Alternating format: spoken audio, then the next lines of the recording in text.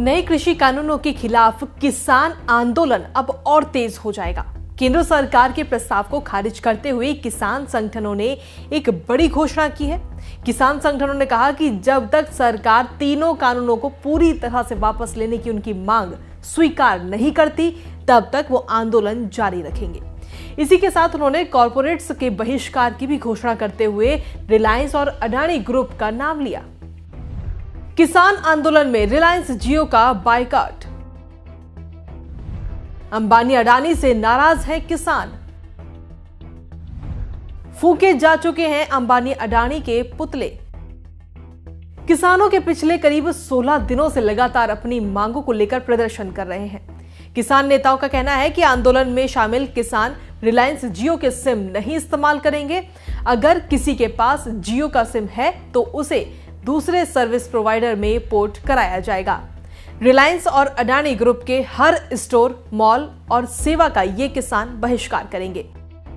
इसी महीने की शुरुआत में अमृतसर में प्रदर्शनकारी किसानों ने प्रधानमंत्री नरेंद्र मोदी, रिलायंस इंडस्ट्रीज के चेयरमैन मुकेश अंबानी, अडानी ग्रुप के चेयरमैन गौतम अडानी के पुतले फूंके थे। नवंबर के महीने में किसानों ने जियो सिम कार्ड भी जलाए थे। किसान संगठनों ने रिलायंस के पेट्रोल पंपों से तेल ना भराने की भी अपील की थी। अब सवाल ये उठता है कि आखिर देश के सबसे बड़े कारोबारी समूहों में शामिल रिलायंस अडानी ग्रुप किसानों के निशाने पर क्यों है? मुकेश अंबानी और गौतम अडानी दोनों की नजरें भारत के कृषि क्षेत्र पर हैं। साल 2017 में अंबानी ने इस क्षेत्र में निवेश की इच्छा जताई थी। जियो प्लेटफॉर्म की फेसबुक के साथ पार्टनरशिप भी हुई है। जियो कृषि नाम का एक एप्लीकेशन भी है जो खेत से प्लेट तक सप्लाई चेन तैयार करेगी। कंपनी का कहना है कि वो अपने 77% फल सीधे किसानों से खरीदती है। विरोध कर रहे किसानों का कहना है कि नए कानून इस तरह से बनाए गए हैं कि उससे ऐसे बड़े कारोबारियों को सीधा फायदा होगा। वहीं कुछ किसान समूहों ने आरोप लगाया कि अडानी ग्रुप ऐसी फैसिलिटीज तैयार कर रहा है जहां अनाज स्टोर करके रखा जाएगा और बाद में उन्हें ऊंची कीमत पर बेचा जाएगा। वहीं कंपनी ने अपने ताजा बयान में यह कहा कि वर्तमान मुद्दों के सहारे जिम्मेदार कॉर्पोरेट पर कीचड़ उछालने की कोशिश की जा रही है। किसानों के अलावा कांग्रेस नेता राहुल गांधी ने भी कृषि कानून को अडानी अंबानी का कानून बता चुके हैं। राहुल गांधी ने ट्वीट करके कहा था कि अडानी अंबानी कृषि कानून रद्द करने होंगे और कुछ भी मंजूर नहीं।